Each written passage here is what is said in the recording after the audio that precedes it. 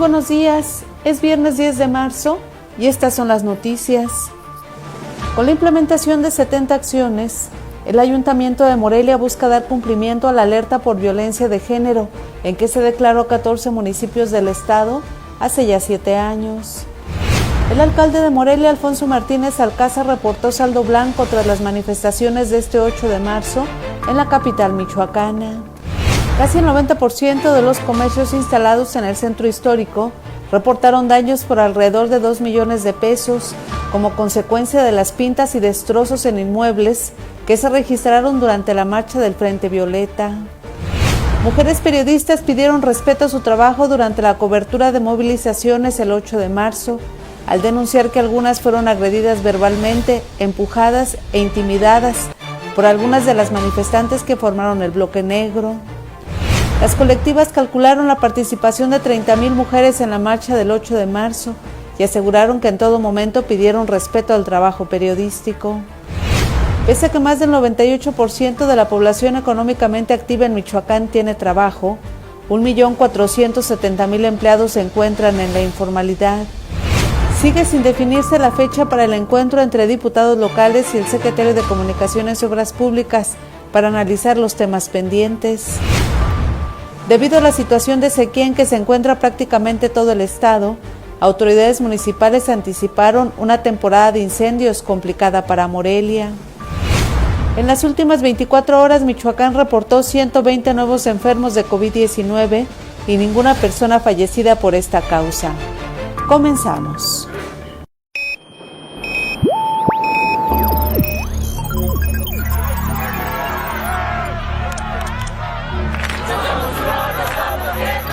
America will again. Alerta.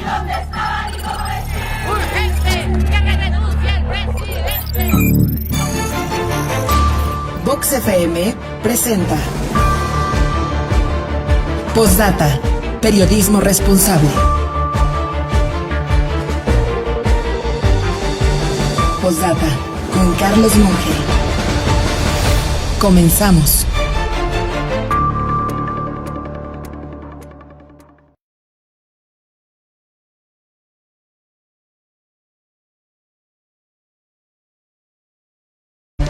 ¿Qué tal? ¿Cómo están? Muy buenos días. Un placer darles la bienvenida a esta nueva emisión de Postdata en este viernes 10 de marzo del 2023. Le doy la más cordial de las bienvenidas, les saludo con gusto a nombre de mi compañero Carlos Monge, el titular de este espacio informativo. Le invito por supuesto a que se quede con nosotros para que conozca la información más importante al momento. En este viernes, pues siguen los pronósticos de las altas temperaturas, así que prevéngase de acuerdo al Servicio Meteorológico Nacional. En Michoacán y en específico en Morelia podemos llegar hasta los 29 grados centígrados a eso de las 2, 3 de la tarde, pero les recuerdo que este pronóstico se hace a la sombra, así que la temperatura que vivimos es mucho mayor. En esta mañana nos encontramos a 11 grados centígrados, así que hay una temperatura agradable. Puede ser que usted requiera una chamarra, únicamente por algunas horas transitar este fresco, porque más adelante, pues ya tendremos esta temperatura muy alta. Incluso, Michoacán es uno de los estados donde se pronostican las temperaturas más altas a nivel nacional. De acuerdo al servicio meteorológico, pudiera llegar más allá de los 40 grados centígrados, por supuesto, en los municipios de la Tierra Caliente. Así que ahí sigue este pronóstico de las altas temperaturas y sigue, por supuesto, la alerta por los incendios forestales, debido a que por lo pronto en Michoacán, en otros estados sí hay pronóstico de chubascos, pero para Michoacán no lo hay. Y esto pone en riesgo de que, pudiera generarse algún incendio. Les recuerdo que tan solo el 8 de marzo hubo 4 incendios en la capital michoacana, así que hay que tener mucho cuidado. En este viernes estamos transmitiendo, como siempre, a través de Vox. Usted nos escucha a través de la señal de 103.3 de su FM.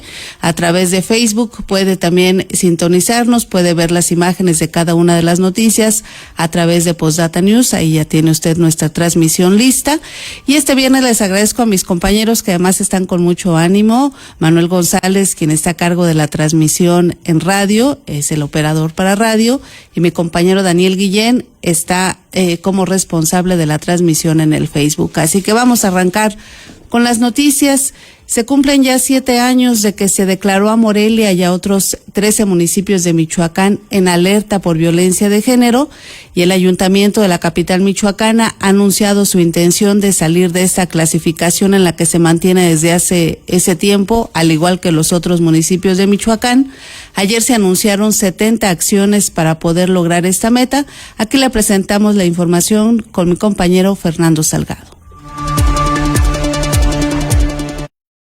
Tras 7 años de que la Comisión Nacional para Prevenir y Erradicar la Violencia contra las Mujeres declaró la alerta por violencia de género en Morelia, el ayuntamiento presentó una estrategia de 70 acciones para sacar a la capital michoacana de esta denominación, con lo que buscan visibilizar y prevenir la violencia contra las niñas, adolescentes y adultas del municipio. La directora del Instituto de la Mujer Moreliana para la Igualdad Sustantiva, Nuria Hernández Abarca, detalló que esta estrategia para la atención de alerta de género se aplicará en todas las dependencias municipales enfocadas a la ciudadanía de manera transversal. Hoy, en este espacio, en este Palacio del Ayuntamiento, conmemoramos el Día Internacional de las Mujeres de una manera diferente. Hoy presentamos un programa de trabajo ambicioso a desarrollarse en los próximos meses, donde la suma de voluntades de todas y de todos nos harán dar pasos certeros en la implementación de la política pública del ayuntamiento, desde una perspectiva de género y con miras a visibilizar las violencias que viven las niñas y las mujeres en Morelia. Como parte del seguimiento a la alerta por violencia de género en Morelia, rindieron protesta a las integrantes del Observatorio Ciudadano que vigilarán el cumplimiento de estas acciones. Estará conformado por Marisela Montero Andrade, Carla Alejandra Contreras Álvarez, Laura Patricia Castro Pérez, Guillermina Estefanía Bueno y Karina Ruiz Vega. Ante el riesgo de politizar la violencia contra las mujeres, el edil de Morelia, Alfonso Martínez Alcázar, resaltó la necesidad de trabajar de manera coordinada con los morelianos y que solo el tema de la violencia de género no sea atendido por el INMujeres. Luego de que Morelia registró 13 casos de feminicidio de 43 en Michoacán, enfatizó que debe quedar claro que es normal que al ser la ciudad con el mayor número de habitantes del estado, refleje una estadística mayor, por lo que el trabajo de la alerta de género debe ir más allá de 13 municipios. Las estadísticas muchas veces se toman no de manera proporcional, sino por número de habitantes. Entonces es lógico que una ciudad con más habitantes refleje una estadística mayor. Y no es una justificación, pero sí es algo que debe de quedar claro, porque quizá el trabajo no es nada más para 13 municipios en Michoacán. Entre las acciones de 16 dependencias municipales, destacaron las que se implementarán en la Policía Morelia, como la capacitación a su personal en casos de violencia contra las mujeres y seguimiento con perspectiva de género, la creación de un protocolo de actuación en materia de feminicidio y ejecución de operativos periódicos en zonas donde se identifiquen casos de riesgo. Desde la Secretaría de Bien Común y Política Social se capacitará a los funcionarios con perspectiva de género y se brindarán talleres a padres de familia para identificar el abuso infantil, así como la violencia familiar. En servicios públicos instalarán alumbrado público y mejorarán el existente en zonas con mayor incidencia de violencia contra las mujeres, mientras que en la Secretaría de Desarrollo Urbano y Movilidad implementarán una estrategia de movilización segura para las mujeres en el transporte público. Con las imágenes de Daniel Guillén, reportó para Postdata Fernando Salgado. Bueno, esa es la información que dio a conocer el ayuntamiento de la capital michoacana, y déjeme compartirle por qué es importante que se hagan este tipo de compromisos de parte de ayer del ayuntamiento de Morelia, pero también de cada uno de estos 14 municipios que están declarados en alerta de violencia de género por los altos índices de casos de muertes y de feminicidios contra mujeres por el simplemente hecho de ser mujeres. Hace 7 años que se declaró esta alerta. En Michoacán fueron 14 municipios, le voy a decir cuáles son, que se acaban de dar a conocer también hace algunos días, bueno, más bien ratificar. Mire, es Aguayo, La Piedad, Zamora, Los Reyes, Uruapan, Apatzingán, Morelia, como lo sabemos, Pátzcuaro, Tacámbaro, Huetamo, Hidalgo, Zitácuaro y Marabatío. Hace 7 años que se declararon una serie de medidas que se tendrían que cumplir por parte de las autoridades municipales y en este momento no se ha cumplido ninguna, ni una sola ha cumplido uno de estos 14 municipios, de tal manera que al momento, de acuerdo al último dictamen que hay, de acuerdo a la última evaluación, se considera que el 56.25% de las medidas está parcialmente cumplida, 56% desde hace 7 años, 25% en proceso de cumplimiento y 18.75% no están cumplidas. Y le voy a dar algunos ejemplos de lo que tiene que cumplir los ayuntamientos y que en este momento no se ha hecho y por ello se sigue en esta alerta de violencia de género. Entre ellas, crear módulos de atención inmediata para mujeres en situación de riesgo. Hasta el momento no se ha cumplido, tienen que ser módulos con personal capacitado para atender, por supuesto, una situación de emergencia, para atender a quienes van y, bueno, pues denuncian ser parte o ser víctimas más bien de este problema.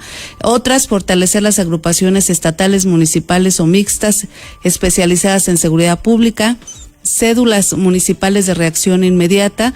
Esto quiere decir que se señala que se tienen que tener agrupaciones que estén especializadas en atender a las mujeres y en especial aquellas que son víctimas de violencia. Así que en este momento, bueno, pues no se han cumplido ninguna de estas medidas hace 7 años y bueno, pues está este nuevo compromiso del ayuntamiento para cumplirlas y para que se salga de esta condición de alerta en violencia de género. Se señaló por parte del ayuntamiento que son 70 medidas las que se van a dar a conocer y entre ellas, bueno, pues se tienen medidas que parecen que va a ser rápido que se cumplan, entre ellas la iluminación adecuada, iluminación suficiente en aquellas colonias que se consideran de alto índice de violencia y en donde las mujeres, bueno, pues pueden ser víctimas de este delito. Así que bueno, pues ya le iremos informando, pero sí quería que usted conociera, bueno, pues parte de estos compromisos que se tienen que cumplir, de estas medidas que se han señalado a nivel nacional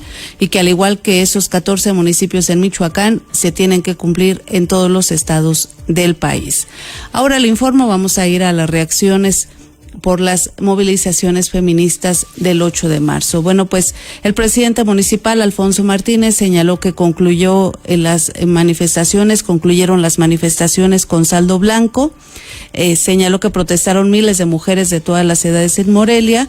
Destacó la coordinación entre las colectivas y la Policía Morelia para la vigilancia desde el C4. Reconoció una agresión a las protestantes con el contenido de un extintor que fue vertido desde un establecimiento del centro histórico y que, por cierto, déjeme comentarle que generó una estampida. Esto puede ser pues muy peligroso porque de acuerdo al ayuntamiento eran cerca de 25,000 mujeres las que estaban marchando ese día por la noche. Y bueno, pues este extintor generó miedo y una estampida que, bueno, pues afortunadamente pasó sin ningún problema. El edil detalló que fueron desplegadas 150 policías mujeres para el resguardo de la manifestación, con cierres a la circulación vial y también de seguridad. Pues bueno, finalmente el día de ayer no se presentaron agresiones en contra de las mujeres. Creo que hubo una gran comunicación. Yo quiero participar con ustedes que algunas representantes de colectivos estuvieron acompañándonos en el C4 con las cámaras de vigilancia que se colocaron en todo el trayecto y bueno, pues para poder revisar que no hubiera generadores de violencia en contra de las mujeres durante la marcha. Y finalmente en ese rubro el saldo fue blanco, no hubo pues nada que lamentar. Bueno, ese fue el balance que hace el Ayuntamiento de Morelia en torno a las manifestantes, en torno a quienes participaron en estas marchas. Una, la Asamblea de Mujeres que partió de CU, de Ciudad Universitaria, con rumbo al Centro Histórico. Ellas concluyeron su manifestación cerca de las 7 de la noche. La otra, la denominada Frente Violeta, que partió desde la plaza en honor del Generalísimo Morelos, también hasta el Centro Histórico de Morelia. Ellas debieron terminar su manifestación cerca de las 10 de la noche. Cerca de las 9:30 habían terminado ya los posicionamientos.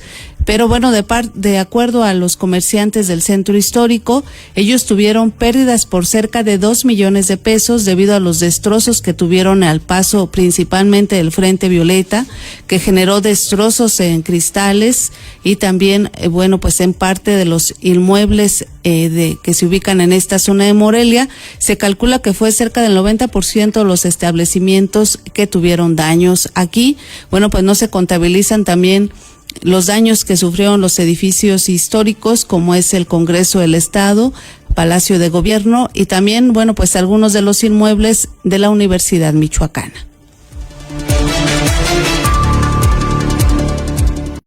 Tras la marcha feminista que se realizó este miércoles 8 de marzo en conmemoración del Día Internacional de la Mujer, el 90% de los comercios y viviendas ubicados en el Centro Histórico de Morelia sufrieron daños en su infraestructura. El presidente de la Asociación de Comerciantes y Vecinos del Centro Histórico, Alfonso Guerrero Guadarrama, precisó que fueron cerca de 350 locales ubicados sobre la avenida Francisco y Madero los que sufrieron los principales daños en su infraestructura por el vandalismo, las pintas y la ruptura de ventanales, lo que derivó en pérdidas económicas de más de 2 millones de pesos. Más o menos el 90% de los edificios y viviendas sobre la avenida Madero y el acueducto fueron dañados. Entonces casi todo fue dañado con pintas, ruptura de cristales y te digo, este 90% más o menos viene equivaliendo a alrededor de 350 propiedades distintas, locales, casas, bancos, en fin, de todo, ¿no? Y nuevamente calculando lo que el año pasado costó restituir todos estos daños, consideramos que vamos a andar cerca de la misma cifra del año pasado, que son alrededor de 2 millones de pesos. En entrevista, el líder de los locatarios del primer cuadro de la ciudad expresó que a pesar de que se ha buscado el apoyo económico para resarcir los daños con diversas autoridades del Estado, no se ha tenido respuesta favorable, por lo que cada quien se hace responsable de su negocio. En este sentido, Guerrero Guadarrama manifestó su inconformidad, ya que dijo son gastos innecesarios que tiene que absorber cada locatario y que en muchas ocasiones no se cuenta con el recurso suficiente para su reparación por cubrir otras necesidades. Normalmente solamente nosotros absorbemos los daños o cada quien absorbe sus daños, ¿no? Las autoridades, pues obviamente, como no es el dinero personal, sino es el de los contribuyentes, pues lo invierten y lo gastan fácilmente, pero para nosotros pues sí es nuestro dinero, ¿no? Es nuestro patrimonio. Nos pesa más porque pues tenemos que trabajar mucho para juntar un poquito de dinero y invertirlo en algo que no deberíamos de gastar, ¿no? Guerrero Guadarrama lamentó que las colectivas del Bloque Negro atentaran contra los comercios que cubrieron sus locales con mantas, madera o cartón con el único fin de cuidar su patrimonio. Para Posdata reportó Ismeni Díaz. Eso fue una parte de las pérdidas que reportaron comerciantes del Centro Histórico de Morelia, pero luego de que tuvieron que cerrar sus puertas ante la marcha feminista, se dejaron de percibir al menos 3 millones de pesos en ventas. El mismo presidente de la Asociación de Comerciantes y Vecinos del Centro Histórico, el Coveche, Alfonso Guerrero Guadarrama, lamentó que además del gasto de cerca de 2 millones de pesos que tendrán que absorber para reparar los daños en la infraestructura de cada local, se vieron afectados con una baja en sus ventas por cerrar sus puertas, lo que en total representaría una pérdida económica de 5 millones de pesos. Recordó que al día los locatarios del primer cuadro de la ciudad registran ventas por alrededor de 12 millones. Sin embargo, ante el cierre de negocios, los ingresos disminuyeron a cerca de 9 millones. Las pérdidas económicas por falta de ventas fueron alrededor de 3 millones de pesos. O sea, eso es el balance, digamos, ¿no? 2 millones en pérdidas y 3 millones en pérdidas materiales y 3 millones por falta de ventas. Bueno, pues ese es el reporte que tienen los comerciantes del Centro Histórico de Morelia, que ayer, por cierto, ya comenzaron a realizar, bueno, pues la rehabilitación, la limpieza de sus establecimientos para estar en condiciones de atender a su clientela. Hubo otra situación que se presentó en torno a la marcha del 8 de marzo. Déjeme decirle que fueron dos, se lo señalaba, una de Ciudad Universitaria, donde no se reportaron mayores incidentes ni en el trayecto ni tampoco en la cobertura informativa. En el caso del Frente Violeta, que partió de la Plaza Morelos, bueno, pues ahí la condición es diferente. Un grupo de mujeres periodistas, bueno, pues denuncia haber sido víctima de una serie de agresiones del bloque negro, de este denominado bloque que está formado por mujeres vestidas de negro, encapuchadas, que se cubren el rostro, y que fue a las que vimos en estas imágenes, bueno, pues realizar una serie de destrozos en establecimientos del Centro Histórico de Morelia. En el resto de la marcha transcurrió sin mayor incidente, con mujeres con pancartas y consignas en las que, bueno, pues manifestaban sus demandas de cese a la violencia y de respeto a sus derechos.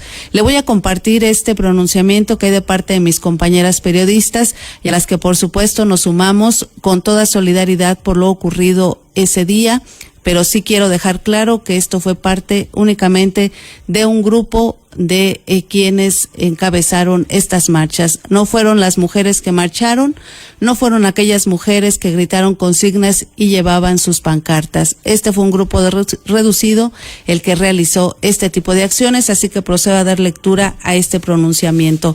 Dice lo siguiente: en el periodismo, así como en otras profesiones y oficios, existe la destacada labor de mujeres que exigimos respeto y una integración plena para llevar a cabo nuestras responsabilidades sin temor a ser lastimadas o agredidas. En el caso del gremio periodístico, sigue este documento que ya se ha publicado en varios medios de comunicación, incluido por supuesto Postdata. La gran mayoría de los medios de comunicación se han ajustado a la solicitud de las colectivas feministas que exigen la cobertura de sus protestas ser realizada únicamente por mujeres reporteras, comunicólogas, fotógrafas y camarógrafas. Sin embargo, el respeto no ha sido recíproco de parte de algunas integrantes y manifestantes que se unen a las movilizaciones en pro de los derechos de las mujeres. Tal fue el caso ocurrido el día de ayer. Este comunicado, bueno, pues se publica ayer 9 de marzo. Dice: durante la marcha por el Día Internacional de la Mujer convocada por el Frente Violeta, manifestación en el que algunas compañeras fuimos agredidas verbalmente, empujadas, intimidadas con palos e impedidas de manera agresiva de documentar algunas de las acciones emprendidas por las manifestantes en la vía pública. Las trabajadoras de medios de comunicación que nos sumamos a este posicionamiento no estamos, por supuesto, en contra del movimiento feminista, ni de su lucha, ni de sus protestas. Por el contrario, reconocemos la valentía de quienes han señalado y evidenciado los diferentes tipos de violencia que enfrentamos las mujeres. Sin embargo, decidimos levantar la voz porque consideramos que las coberturas de algunas manifestaciones se han convertido en espacios inseguros para realizar nuestra labor, pues hemos sido agredidas, acosadas y violentadas por algunas de las manifestantes. Por ello, hacemos un llamado a las colectivas y organizaciones feministas que convocan y participan en las marchas a respetar nuestra labor y nuestra integridad. De lo contrario, no tendremos garantías de seguridad para dar cobertura a las manifestaciones en las que se exponen los diferentes rostros de la violencia de género, tema que debe permanecer en la agenda pública y mediática de Michoacán. Esta es la denuncia que hacen mis compañeras periodistas, mis compañeras fotógrafas, mis compañeras camarógrafas. Debo decirle que en esta ocasión, en lo personal, no sufrí este tipo de situaciones de las que ellas denuncian. Tuve la cobertura ese día precisamente de este bloque del Frente Violeta.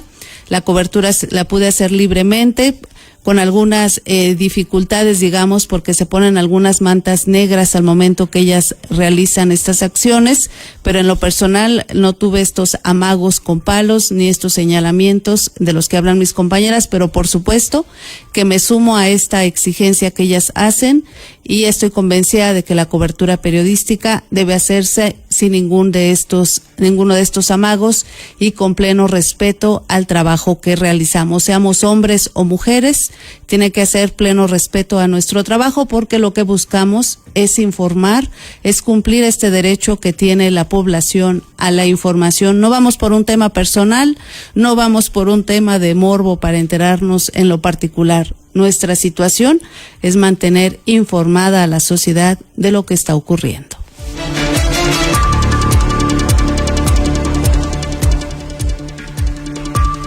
Y por supuesto que sobre este tema tenemos la otra versión. Horas después de que se emitió este pronunciamiento, las colectivas que integran el Frente Violeta emitieron un comunicado.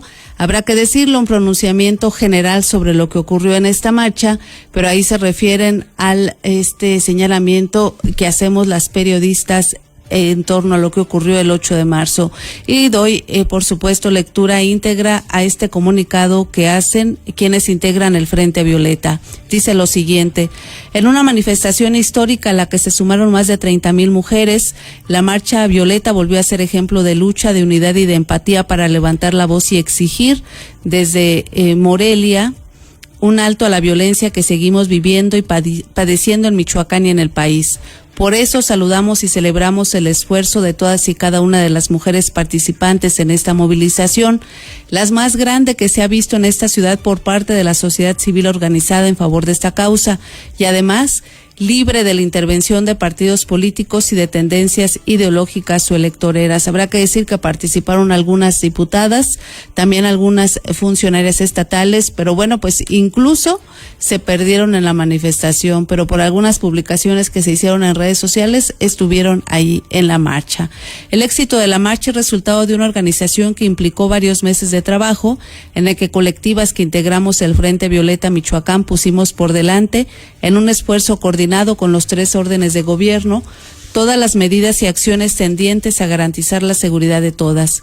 Hoy más que nunca estamos convencidas de que juntas somos más fuertes y que esta manifestación masiva e histórica debe servir como un llamado de atención a las autoridades para que volteen a vernos y con sensibilidad ante todos los rostros de la violencia contra las mujeres emprendan verdaderas acciones y políticas públicas en favor de las michoacanas.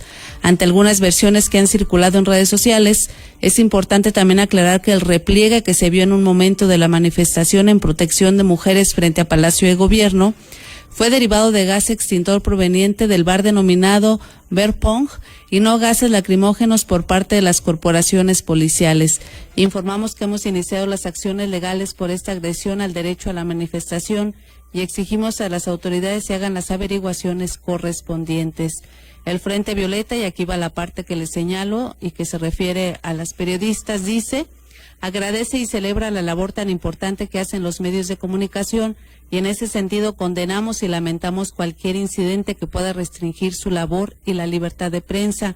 Instamos en todo momento a las mujeres manifestantes a respetar el ejercicio periodístico, fundamental para la sociedad y la visibilización de los problemas, y expresamos nuestra disposición para mantener un diálogo constante, así como apoyar y brindar acompañamiento a periodistas y comunicadoras que lo requieran, y en el mismo tenor trabajar sobre lo que podamos mejorar para facilitar su labor. Expresamos nuestra entera solidaridad con el gremio. Esto es lo que señala el Frente Violeta, y habrá que reiterar que no fueron las manifestantes quienes ejercieron estas acciones contra las periodistas, fueron parte de quienes coordinaron esta movilización. El denominado Bloque Negro, que además en la cobertura era muy fácil darse cuenta que era parte de quienes organizaron esta marcha, se detenían para que ellas pudieran hacer sus acciones.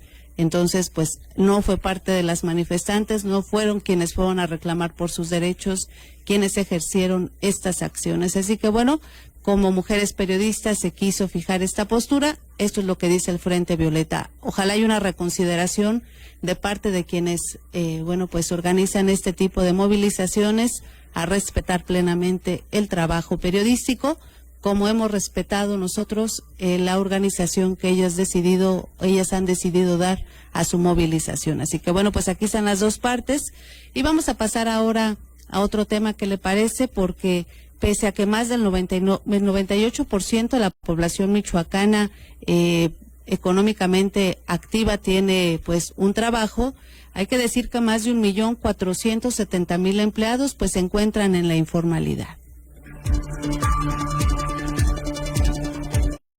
Al cierre del 2022, Michoacán reportó una población económicamente activa de 2.246.319 personas, de las cuales al menos 1.476.655 laboran en la informalidad, por lo que una de las prioridades del gobierno de Alfredo Ramírez Bedoya será impulsar la formalización del empleo y con ello mejorar las condiciones económicas de la entidad, así lo informó el secretario de Desarrollo Económico, Claudio Méndez Fernández. En entrevista, el funcionario estatal señaló que aunque el 98.2% de las personas que tienen la edad para trabajar cuentan con un empleo, en Michoacán, solo alrededor de 470.000 trabajadores están asegurados, por lo que reiteró la necesidad de enfocar los esfuerzos para que cada vez sean más michoacanos incorporados al tema de la formalidad laboral.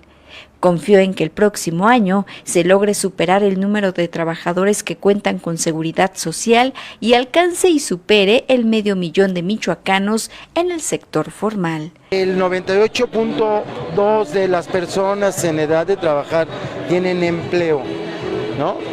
Y solamente estamos hablando 400, el último corte que tuvimos fueron 474,000 personas tienen empleos formales. De ahí alrededor del 45-47% son mujeres. Está creciendo, sin embargo, a donde estamos enfocando los esfuerzos es al tema de formalización, no solamente para las mujeres, también para los hombres. ¿Por qué lo digo? Porque una vez que exista un empleo formal por una madre cabeza de familia o un padre también, pues hace extensivos los derechos a los que todo trabajador debe de tener acceso. El titular de la Secretaría de Desarrollo Económico enfatizó en que no se puede hablar de desarrollo si no se impulsa la generación de empleos formales y con ello el reconocimiento de los derechos de los trabajadores, como el brindarles acceso a la seguridad y a la vivienda. Sin precisar el número, refirió que han recibido llamadas de parte de empleados para solicitar inspecciones en sus centros de trabajo a fin de que se les reconozcan sus derechos mediante contratos. Lo que sí hemos recibido son algunas llamadas por parte de algunos empleados en donde nos solicitan realizar algunas inspecciones a sus lugares de trabajo. Y nosotros tenemos la obligación de observar las condiciones generales del trabajo y bajo ese marco y bajo las atribuciones que nos confiere la ley al Estado es que hacemos las visitas. Consideró que el reto será impulsar la formalización del empleo a través del cumplimiento de las condiciones generales de trabajo establecidas en la ley federal en la materia. Para Postdata reportó Ismeni Díaz. Bueno, una situación complicada la que vive Michoacán en materia de informalidad laboral. Tan solo de 1.470.000 empleados que están en la informalidad sin ninguna prestación laboral.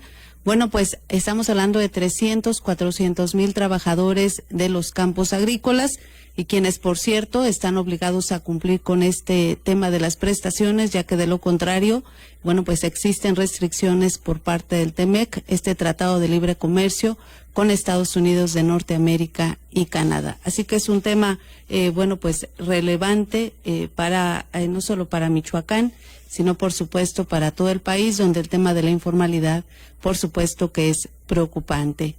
Y mire, con la participación de más de 200 empresas, este jueves 9 de marzo, de las 9 a las 15 horas, se llevó a cabo la Feria Nacional del Empleo con perspectiva de mujeres aquí en Michoacán, en la que se ofertaron alrededor de 1.800 vacantes. El subsecretario de Trabajo y Previsión Social del Estado, Juan Pablo Puebla Arévalo, precisó que el objetivo de esta feria fue impulsar la formalización laboral y generar las mismas oportunidades a las mujeres de incorporarse al mundo del trabajo y obtener un desarrollo económico. Recordó que en lo que va del año en Michoacán se han generado más de 3.500 empleos formales, mientras que en lo que va de la actual administración encabezada por Alfredo Ramírez Bedoya, ya son más de 14.000 fuentes de trabajo creadas, por lo que el objetivo es incrementar estas cifras con estrategias y políticas públicas. Nos ha dado la indicación de poner especial énfasis este año en el desarrollo de políticas públicas que permitan ser un punto de encuentro entre empleadores y buscadores de empleo. Hoy una de esas acciones es esta feria, la primera nacional que hacemos este 2023. Vamos a otro tema. Mira, entrevistado por la Universidad Vasco de Quiroga, Alfredo Cervantes, presidente de la Comisión Nacional Deportiva Estudiantil de Instituciones Privadas, aseguró que este organismo impulsa la actividad deportiva como base de la formación personal, pero también de la profesional.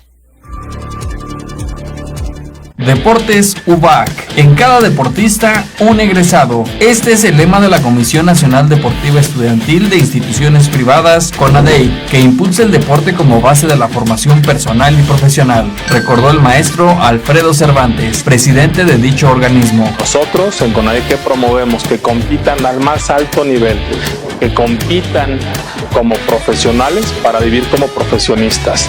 Y las herramientas que el deporte les está dando el día de hoy, sin duda, son un laboratorio muy preciado que lo llevarán a la vida profesional. El deporte es parte de su formación porque sienta bases que son para toda la vida. El compromiso, la determinación, la salud física, que hoy en día en nuestro país es tan relevante, creo que pone su granito de arena al desarrollo deportivo de todas las instituciones que participan dentro de CONADEI. Practica un deporte, siempre hay una opción, comentó el presidente de la CONADEI. A que practiquen el deporte que más les encante, que practiquen, que se equivoquen, que vuelvan a intentar. El tema es no dejar de hacer, no dejar de intentar.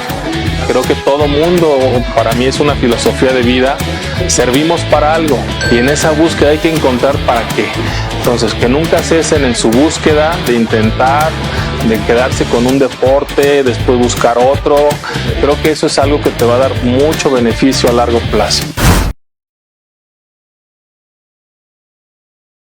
Vamos ahora a la información que se genera en el Congreso de Michoacán. La presidenta de la Comisión de Obra Pública y Desarrollo Urbano, precisamente en la 75ª legislatura local, Guadalupe Díaz Chagoya, informó que aún no se ha definido una fecha para reunirse con el nuevo secretario de Comunicaciones y Obras Públicas, Rogelio Sarasúa Sánchez, con quien buscan abordar el tema de los distribuidores viales que se construyen en Morelia y conocer el proceso para la reparación de las escuelas afectadas por el sismo de septiembre en el 2022. Señaló que esperan que el propio funcionario les notifique la fecha, una vez que tenga lista la información que solicitaron de manera oficial, luego de que el Pleno Legislativo aprobó la glosa que realizaron del primer informe del gobernador Alfredo Ramírez Bedoya, y en el que señalaron que podría haber duplicidad de la información proporcionada sobre los distribuidores. Los diputados señalan que, pues en el primer año de gobierno de Alfredo Ramírez Bedoya se informó lo mismo que en el último año de Silvano Aureoles Conejo sobre el tema de los distribuidores viales.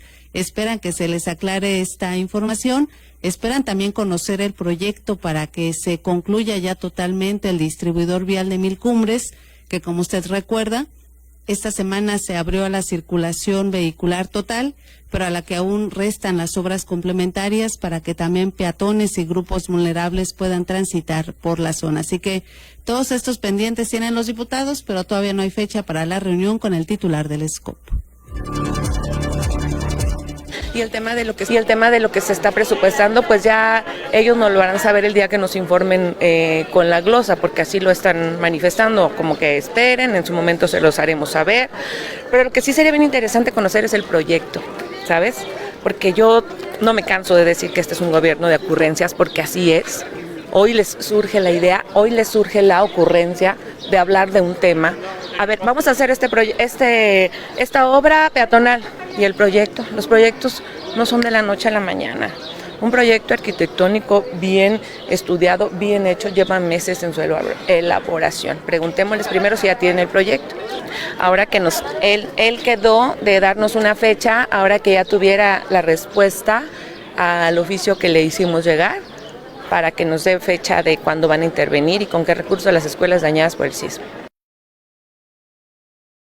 Ha señalado el gobernador que será en mayo cuando se abra la licitación para estas obras complementarias. Dijo también que ya se tiene el presupuesto, pero no se dijo cuánto. Así que bueno, pues le vamos a mantener informado. Por lo pronto, para el que sí no hay fecha todavía tentativa, es para el distribuidor vial de salida a Salamanca. Allá tendrá que firmarse un nuevo contrato con la empresa responsable, porque si mal no recuerdo, el 14 de marzo se vence este contrato de 4 meses que firmó todavía el anterior titular del SCOP. Así que vamos a ver qué determinación toma la administración estatal, si la empresa efectivamente puede concluir con los recursos que se le asignaron, pero por lo pronto, bueno, pues el distribuidor vial de salida a Salamanca todavía no tiene una fecha tentativa para su conclusión.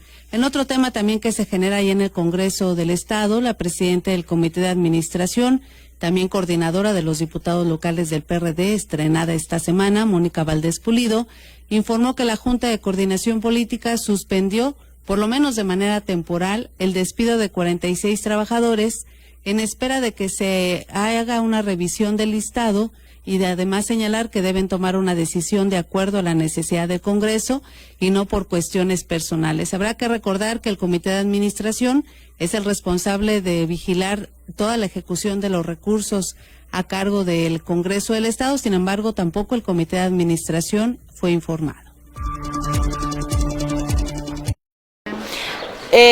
Como presidenta del comité, lamentablemente no se nos ha dado respuesta por parte de la Secretaría de Finanzas, pero entiendo que es un tema que pausaron, es un tema en el que se hizo el pago en la quincena pasada a los trabajadores.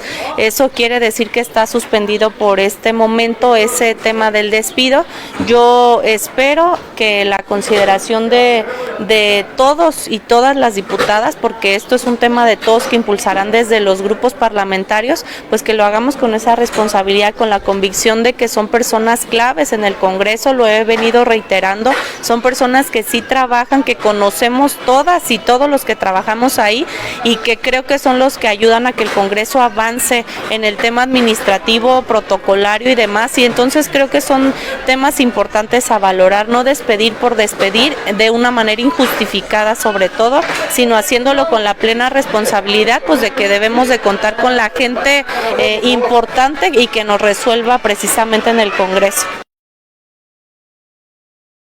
En contraparte, el coordinador de los diputados locales del PRI, Jesús Hernández Peña, aseguró que el despido de los trabajadores sigue vigente. También señaló que como integrantes de la Junta de Coordinación Política, pues tienen la facultad para tomar ese tipo de medida. Es una decisión que se tomó. Y yo insisto, bueno, pues lo hizo por mayoría, se hizo por mayoría, como se toman las decisiones, y está en su proceso. No ha habido en este momento ninguna reconsideración que yo tenga registro. Pero lo que sí me queda claro es que es personal de confianza y hay toda la facultad de tomar esa decisión, se inscribe dentro de los derechos y facultades que tenemos. No, lo que sé es que esta decisión tuvo su origen en esa revisión que se hizo por los números que había de personal y que estamos en ese proceso gradual de irnos sujetando, de tratar de optimizar para que tengamos el personal que requiere el Congreso. Uno de esos trabajadores de esa lista de 46 empleados que pretende despedir la Junta de Coordinación Política del Congreso de Michoacán, 30 son mujeres, quienes, si usted recuerda, se manifestaron en la sesión solemne del pasado 8 de marzo, donde denunciaron que fueron despidos arbitrarios, que no se les notificó plenamente, que las liquidaciones que se les ofrecen no son de acuerdo a lo que ellas ganan y el tiempo de antigüedad que ahí tienen en el Congreso local, ya que se señala que fueron empleados que dejó la legislatura pasada cuando son trabajadores que tienen 10 y hasta 15 años allí en el Congreso de Michoacán. Así que le vamos a mantener al tanto. No se ha concretado, lo que entiendo, la reunión entre el Sindicato de Trabajadores del Poder Legislativo y la Junta de Coordinación Política, pero le tenemos al tanto. Por lo pronto vamos a una pausa comercial. Regresamos, quédese con nosotros. Postdata. periodismo responsable. Continuamos.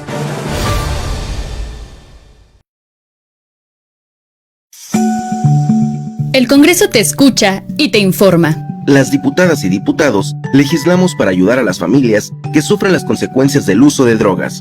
Por eso creamos la primera ley contra las adicciones en Michoacán, con atención especial y gratuita para niñas, niños y adolescentes. Congreso del Estado de Michoacán. El poder de la inclusión. Visítanos en congresomich.gov.mx.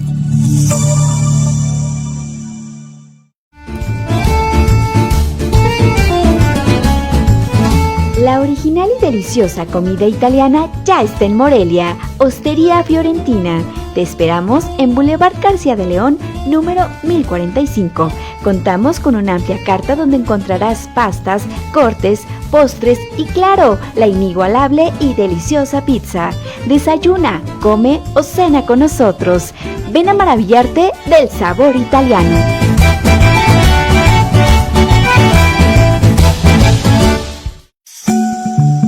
El Congreso te escucha y te informa. Las diputadas y diputados legislamos para acercarnos y trabajar de la mano con los michoacanos.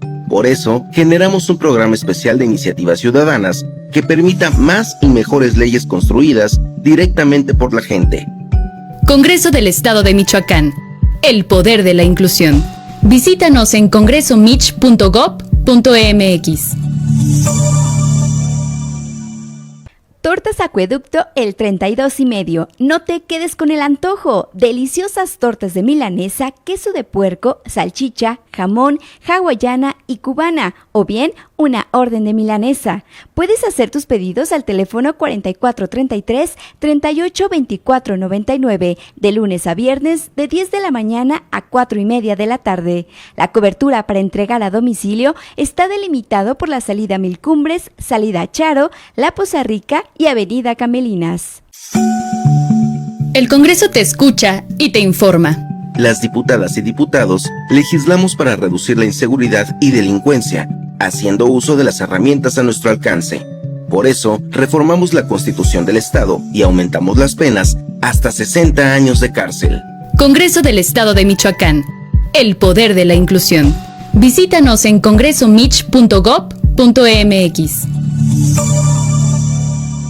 Beskit, asesoría profesional en seguros. Si necesitas proteger a tus seres más queridos, proyectar a futuro sin que nada te detenga o cuidar de tu patrimonio, estamos a tus órdenes en el número telefónico 33 34 97 96 93 o bien en el correo electrónico armando@beskit.com. El licenciado Armando Dueñas Díaz, profesional en asesoría de seguros, espera su llamada.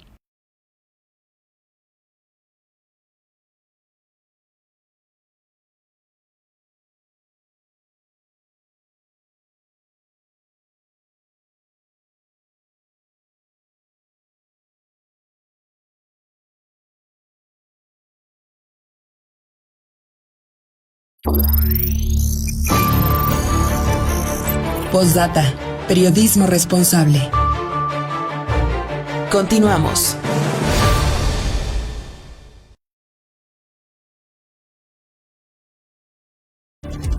Continuamos este viernes en Postdata. Hace unos minutos le comentaba sobre las altas temperaturas que prevalecen en nuestro estado y también a nivel nacional.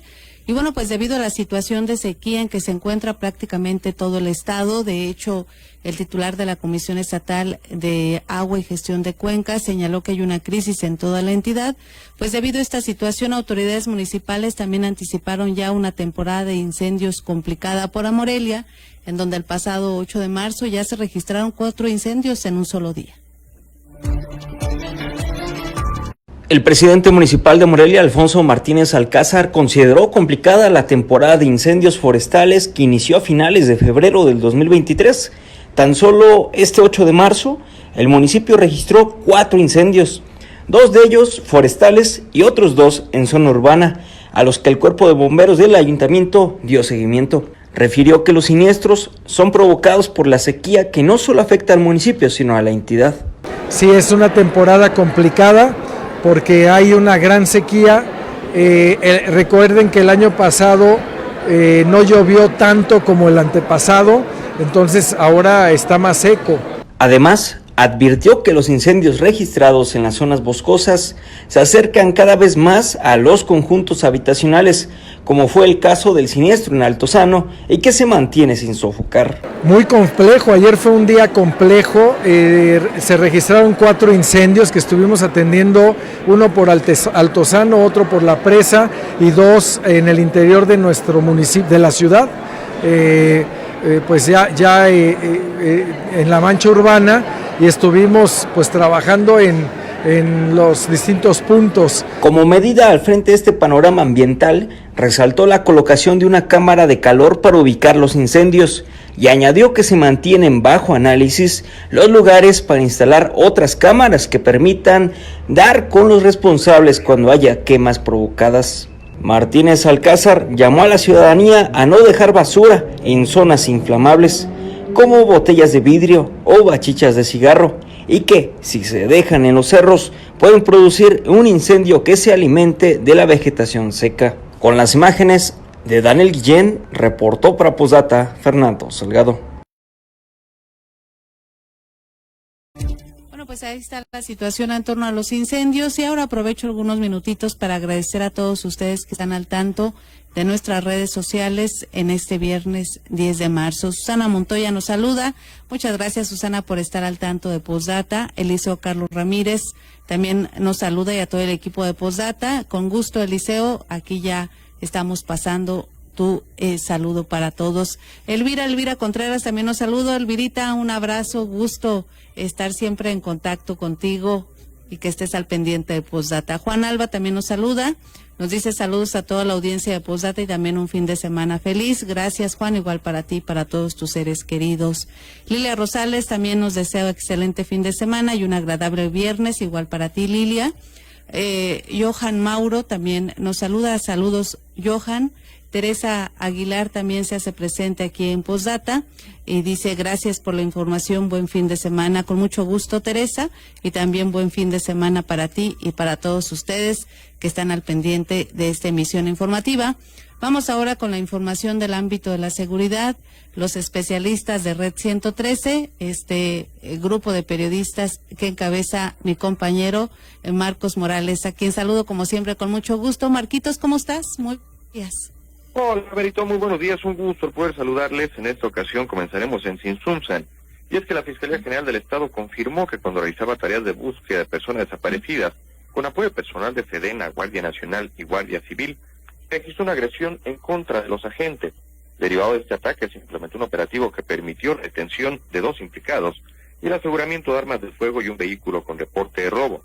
Se supo que el personal policial circulaba sobre la carretera Quiroga-Surmúcaro, y en las inmediaciones de la población de Ojo de Agua, de un inmueble salió una camioneta. Los ocupantes comenzaron a disparar en su contra.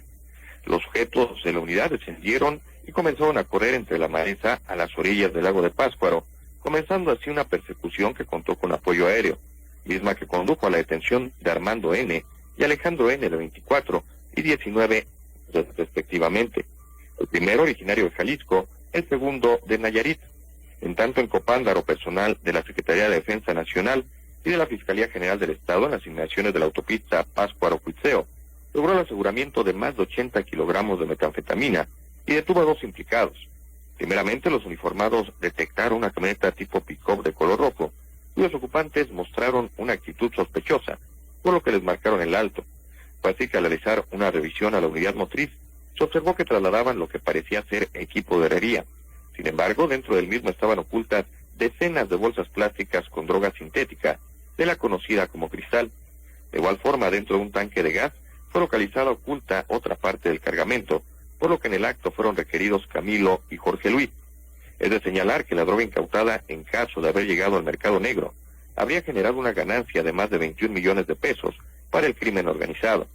Finalmente, en Vistahermosa, una pareja de jóvenes perdió la vida a consecuencia de las múltiples lesiones y fracturas que sufrieron al accidentarse a bordo de una motocicleta. El trágico percance se registró en el tramo carretero El Albareño-El Cuenqueño, zona que fue delimitada por la policía. Se pudo conocer que los fallecidos respondían a los nombres de Óscar y María Fernanda, los dos de 18 años de edad, quienes viajaban en una motocicleta de color rojo con negro, misma que terminó convertida en chatarra. Mi querida Berito, la información. Marco, bueno, pues es lamentable el tema de estos jóvenes. Nos ha reportado en numerosas ocasiones estos accidentes que se han registrado pues en prácticamente todo el estado, y me parece que sí es un asunto preocupante el de pues personas de todas las edades que viajan, Marcos, habrá que decirlo, muchas sin ninguna protección en caso de algún accidente. Bueno, pues nos ha reportado temas en carretera o al interior de la ciudad. Creo que es un asunto que sí se tiene que reflexionar de parte de las autoridades y también de parte de quienes hacen uso de este vehículo. Marcos, ¿tú cómo lo ves, que además nos reportas estos temas? Sin lugar a dudas, Berito, y es que ya tiene meses que estamos informando este tipo de lamentables accidentes. Van en aumento, aumentan aún más cuando hay motocicletas involucradas y lamentablemente también un incremento en el número de decesos. Ya no es privativo únicamente accidentes dentro de la mancha urbana, se dan ya también en carreteras estatales, incluso en autopistas, y es una situación en la cual convergen todos, automovilistas, motociclistas, peatones, autoridades. Algo tenemos que reflexionar y hacer para evitar que continúen este tipo de percances. Así es, un tema lamentable. Agradecerte como siempre tu reporte, Marquitos. Muy buen viernes y excelente fin de semana. Nos vemos pronto. Quedamos al pendiente, un excelente viernes y mejor fin de semana. Gracias. Bueno, pues es el reporte de Marcos Morales en este viernes, y créame que sí es un tema preocupante de los motociclistas, y tiene razón Marcos Morales. Es el tema de que se lleven todos los implementos de seguridad, que automovilistas respetemos, por supuesto, el espacio de los motociclistas, que ellos respeten a los automovilistas y que haya acciones también de parte de la autoridad. Finalmente le informo que este 9 de marzo, ayer jueves, arrancó la primera jornada Sensibilización para el diagnóstico y atención de pacientes con enfermedades raras a personal de salud aquí en Morelia, en la que la presidenta de la Asociación Mexicana de Atención a estas enfermedades, María Negrete, destacó la necesidad de difundir información sobre este tema para que se den diagnósticos oportunos. En México, déjeme decirles, solo se reconocen 20 de las enfermedades raras de 5,000 registradas por la Organización Mundial de la Salud. Uno de los objetivos de AMAER es difundir información para sensibilizar, concientizar y capacitar para diagnosticar oportunamente. Para diagnosticar hay que prepararse, documentarse, ya que lo que no se conoce, no se piensa en ello. Para el paciente, un diagnóstico y tratamiento oportuno es vida. De esta manera podemos cambiar el rumbo del paciente y de toda su familia. Con esa información llegamos a la parte final de Postdata. Agradecerle a mis compañeros Manolo y Daniel por haber estado a cargo de la transmisión este viernes. Por supuesto, agradecer a todos ustedes por su atención. Desearles un excelente fin de semana. Que los disfruten en compañía de sus seres queridos. Hasta pronto y muy buen día.